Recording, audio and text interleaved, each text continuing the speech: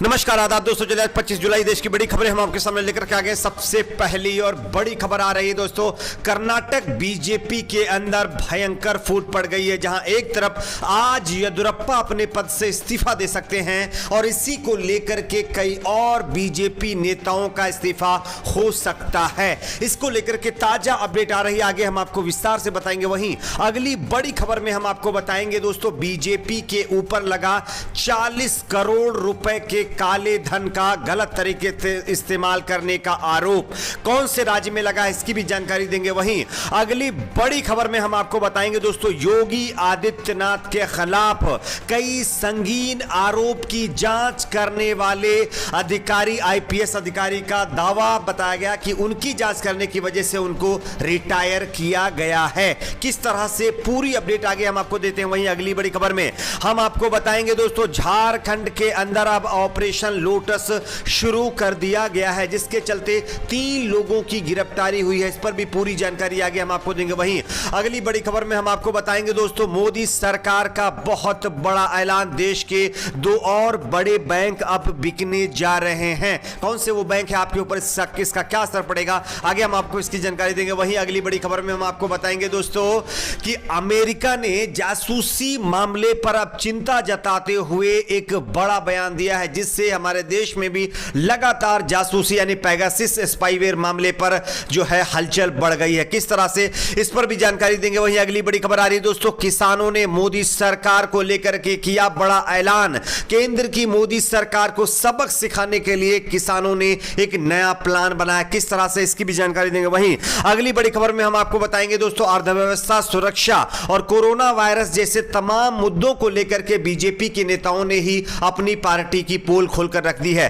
कौन से वो नेता हैं, किस तरह से, आगे हम आपको इसकी भी जानकारी देंगे। उससे पहले छोटी सी रिक्वेस्ट करेंगे दोस्तों, वीडियो को लाइक करके चैनल को सब्सक्राइब जरूर कर लीजिए। बात करते हैं पहली और बड़ी खबर की। कर्नाटक के अंदर आप सभी जानते होंगे दोस्तों, कई दिनों से ये अटकलें लगाई जा रही थी कि सीएम येदियुरप्पा का इस्तीफा लिया जा सकता है, लेकिन अब इसको लेकर के जानकारी मिल रही है कि आज सीएम येदियुरप्पा अपने पद से इस्तीफा दे सकते हैं। आप इस खबर को देख सकते हैं। कर्नाटक में नेतृत्व परिवर्तन की अटकलों के बीच मुख्यमंत्री बीएस येदियुरप्पा के बेटे और कर्नाटक बीजेपी के उपाध्यक्ष वीवाई विजयेंद्र अचानक दिल्ली के दौरे पर चले गए हैं। मुख्यमंत्री बीएस येदियुरप्पा की दूसरी वर्षगांठ की पूर्व संध्या पर सभी की निगाह भारतीय जनता पार्टी आला कमान पर है। येदियुरप्पा ने संकेत दिया है कि वो रविवार को यानी कि आज केंद्रीय नेताओं से एक मैसेज की उम्मीद कर रहे हैं। अनुमान लगाया जा रहा है कि मैसेज में उन्हें पद छोड़ने के लिए कहा जाएगा, यानी कि आज जो है येदियुरप्पा अपने पद से इस्तीफा दे सकते हैं, जिसके बाद कर्नाटक के अंदर कई और बीजेपी और येदियुरप्पा समर्थक विधायक भी अपने पदों से इस्तीफा दे सकते हैं। बात करते हैं अगली बड़ी खबर की। अगली बड़ी खबर आ रही है दोस्तों, बीजेपी के ऊपर लगा 40 करोड़ रुपए के काले धन का गलत तरीके से इस्तेमाल करने का आरोप। आप इस खबर को देख सकते हैं। केरल में इस साल हुए विधानसभा चुनाव से 3 दिन पहले थ्रिसुर के हाईवे में हुई 3.5 करोड़ रुपए की चोरी का मामला उलझता जा रहा है। केरल पुलिस ने इस मामले में थ्रिसुर की कोर्ट में चार्जशीट दाखिल की है। इसमें आरोप लगाया गया है कि विधानसभा चुनाव से पहले अप्रैल में कर्नाटक से अवैध तरीके से 40 करोड़ रुपए जो है केरल पहुंचाए और इसे हवाला के जरिए केरल इकाई में अपने कई पदाधिकारियों को बांटे। पुलिस का कहना है कि थ्रिसुर हाईवे से जिन पैसों की चोरी हुई वह भी काले धन का हिस्सा थे। हालांकि भाजपा ने अपने ऊपर लगे सभी आरोपों को सिरे से खारिज जरूर कर दिया, लेकिन थ्रिसुर कोर्ट में दी गई चार्जशीट के मुताबिक कर्नाटक से केरल लाए जाने के दौरान 4.4 करोड़ की राशि कथित तौर पर तमिलनाडु के सलेम में भी लूटी गई थी और यह पूरा आरोप बीजेपी नेताओं के पर अब लगा है। बात करते हैं अगली बड़ी खबर की। अगली बड़ी खबर आ रही है दोस्तों, योगी आदित्यनाथ के खिलाफ कई गंभीर आरोपों की जांच शुरू करने वाले आईपीएस अधिकारी ने बड़ा खुलासा कर दिया है। उन्होंने कहा है, मेरे पास पुख्ता सबूत थे इसलिए मैंने योगी आदित्यनाथ के खिलाफ जांच शुरू की, लेकिन जांच के पहले ही मुझे रिटायर कर दिया गया।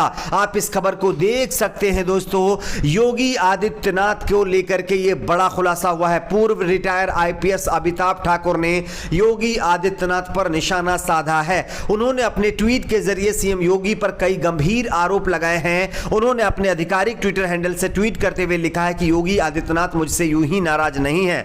2007 में उनके संसद में रुदन कांड के समय मैं एसपी महाराजगंज था, जब मैंने शासन के आदेश से उनके खिलाफ पच रुखिया जो है मर्डर केस में जांच शुरू की थी, जिसमें उनके खिलाफ ठोस प्रमाण थे। तभी मेरा ट्रांसफर हुआ और उसके साथ ही जांच बंद कर दी गई। अमिताभ ठाकुर के इस ट्वीट पर लोग अपनी प्रतिक्रिया भी दे रहे हैं। एक ट्विटर हैंडल से कमेंट किया गया कि ऐसे तो आपने सिस्टम के दबाव के कितने मजबूर को न्याय नहीं दिलवाया होगा, धिक्कार है आप पर ऐसा सर। तो लोग उन्हीं के ऊपर कहीं ना कहीं तंज कस रहे हैं। लेकिन यह बड़ी खबर है, उन्होंने साफ तौर पर यह गंभीर आरोप लगाया है कि योगी आदित्यनाथ के खिलाफ कई गंभीर आरोपों में जांच करने के लिए उनको रिटायर कर दिया गया। बात करते हैं अगली बड़ी खबर की। अगली बड़ी खबर आ रही है दोस्तों, झारखंड में ऑपरेशन लोटस शुरू कर दिया गया है। आप इस खबर को देख सकते हैं। झारखंड का सियासी बवाल हर पल नए नाटकीय मोड़ लेता जा रहा है। सरकार गिराने की साजिश में गिरफ्तार हुए 3 लोग वाला मामला ठंडा भी नहीं हुआ पड़ा है कि अब इस केस में कांग्रेस का एक अहम रोल सामने आया है। दरअसल कांग्रेस का कहना है कि विधायक की शिकायत के बाद ही, यानी कांग्रेस विधायक की शिकायत के बाद ही पुलिस ने यह कार्रवाई की है और 3 लोगों को एक होटल से गिरफ्तार किया है। दरअसल जेएमएम और कांग्रेस पार्टी की तरफ से आरोप लगाए जा रहे हैं कि दिल्ली के कई होटलों से बहुत सारे लोग आकर के झारखंड के अंदर ऑपरेशन लोटस को अंजाम देने में लगे हुए हैं और होटलों के अंदर मीटिंग हो रही थी, जिसकी पुख्ता जानकारी कांग्रेस पार्टी के एमएलए के पास थी।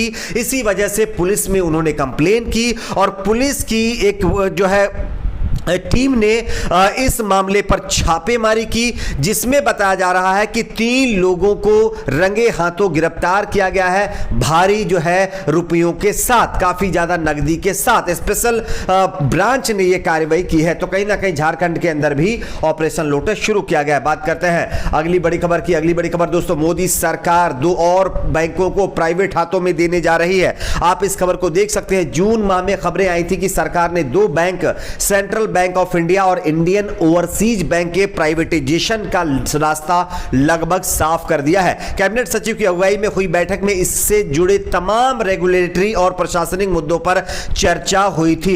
लेकिन अब जानकारी मिल रही है, सरकार ने 2 बड़े सरकारी बैंक के निजीकरण का रास्ता लगभग इस पर जो है क्लियर कर दिया है। सरकार की तरफ से इंडियन ओवरसीज बैंक और सेंट्रल बैंक ऑफ इंडिया के निजीकरण को लेकर के अब आगे की प्रक्रिया शुरू कर दी गई है। इन दोनों बैंकों को जो है अब प्राइवेट हाथों में दिया जाएगा।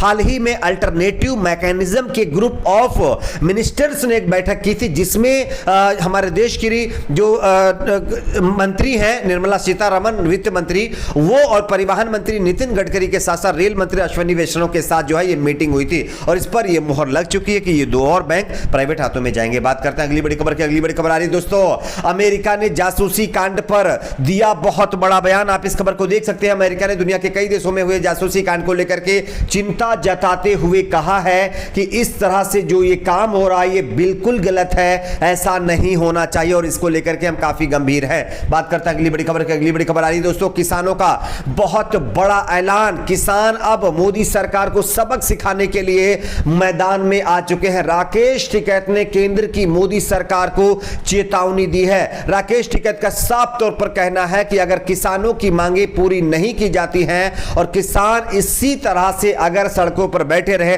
तो आने वाले दिनों में बीजेपी को इसके गंभीर परिणाम भुगतने पड़ेंगे। बात करते हैं अगली बड़ी खबर की। अगली बड़ी खबर आई दोस्तों, अर्थव्यवस्था और विदेश नीति, कोरोना वायरस और जैसे कई मामलों पर बीजेपी नेता सुब्रमण्यम स्वामी ने अपनी ही पार्टी बीजेपी के ऊपर मोर्चा खोलते हुए बीजेपी को पूरी तरह से विफल सरकार के जरिए यानी कि उन पे कटाक्ष निकालते हुए बड़ा हमला बोला है। आपकी अपनी क्या राय है नीचे कमेंट में जरूर बताइए। वीडियो को लाइक शेयर, चैनल को सब्सक्राइब जरूर करें।